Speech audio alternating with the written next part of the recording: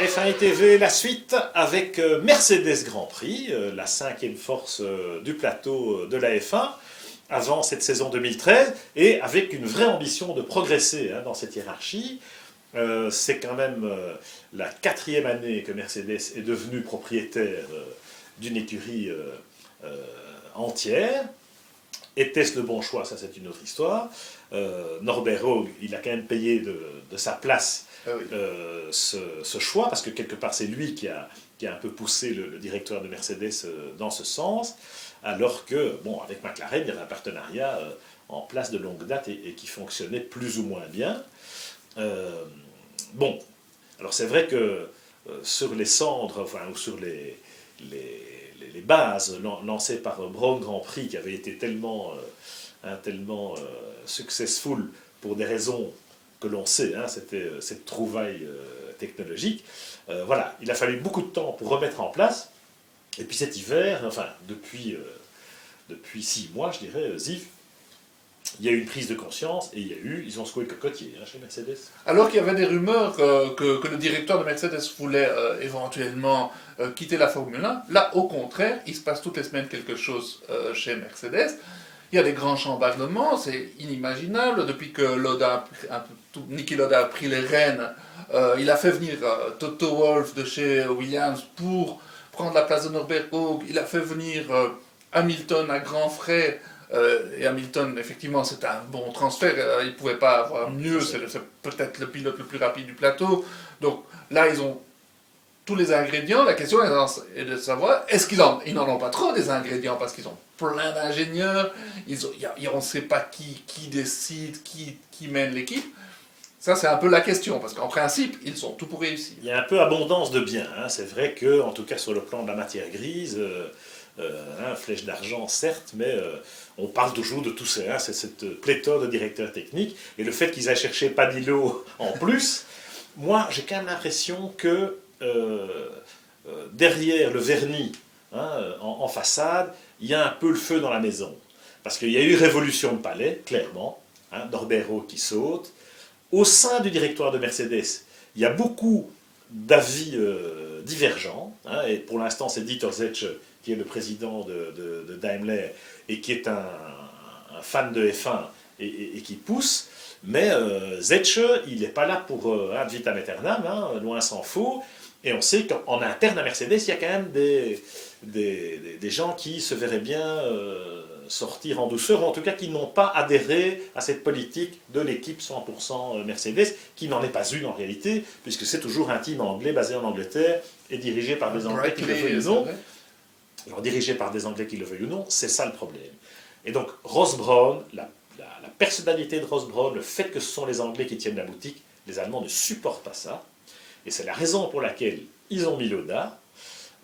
Lauda est arrivé d'abord pour négocier des accords Concorde avec Bernie Ecclestone, et puis comme ça s'est bien passé, on lui a donné d'autres missions, ça a été le transfert surprise de Lewis Hamilton, du coup on lui donne presque les clés de la maison à Lauda. Et moi je ne suis pas certain que Lauda, il ait le profil pour être un patron d'écurie. Et puis on lui donne 10% des actions, on en donne 30% à Toto Wolff, ce qui fait que ça donne l'impression, d'un côté, on investit plus, mais d'un autre côté, on a l'impression qu'on se retire aussi un tout petit peu d'une manière ou d'une autre. Prépare peut-être un plan B vers AMG, puisqu'il en avait déjà été question l'an dernier.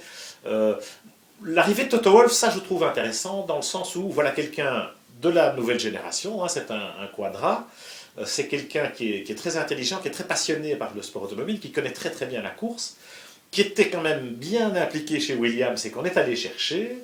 C'est lui qui ramène Padillo quand même dans la valise, même si ce n'est pas pour tout de suite. Clairement, Padillo qui arrive, on ne peut pas avoir autant de crocodiles dans le même étang. Donc Ross Brawn, Aldo Costa, plus Bob Bell, plus Geoff Willis, etc. Enfin bon, ça fait beaucoup. C'est fou ça. Et je ne vous parle pas du payroll, des salaires de tous ces gens, parce qu'on part dans des budgets de nouveau, on est à 300 millions de dollars chez Mercedes. Donc. Alors, la seule chose, je crois, moi, et c'est ce qu'on a vu en Espagne lors des essais, c'est que, voilà, l'effet Hamilton, il est peut-être beaucoup plus considérable qu'on peut l'imaginer. Et je vous ai dépeint une équipe Mercedes qui se cherche et avec beaucoup de tensions internes parce que comme tu dis, toutes les semaines il y a du nouveau et on ne sait jamais très bien qui dirige ou qui décide. Mais il y a un effet Hamilton, ça c'est très sensible. Hamilton monte dans l'auto, boum, il fait péter des temps. Et si Hamilton réussit un ou deux coups d'éclat en début de saison, là il peut instaurer une vraie autorité dans l'équipe et aussi insuffler peut-être une spirale positive. Et là, c'est vrai. Donc, le transfert d'Hamilton de McLaren à Mercedes, ça, c'était peut-être le coup de maître, parce que Hamilton va amener les résultats. Je le sens. J'ai l'impression que quelque part, la voiture est déjà un peu meilleure que celle de l'année passée, ce qui n'est pas très très difficile, mais l'année passée, ils ont quand même gagné un Grand Prix, ne l'oublions pas. Ils ont une paire de pilotes excellente. Donc, entre Hamilton et Rosberg, ça sera aussi intéressant de voir ce que fait Rosberg, parce qu'on oublie toujours Rosberg, mais c'était un bon pilote. Et donc, c'est intéressant de voir ce qu'il va faire vis-à-vis d'Hamilton. Mais là, c'est vrai, on a l'impression qu'Hamilton, il y aura des étincelles de toutes les façons. Voilà. Et donc, des bons résultats.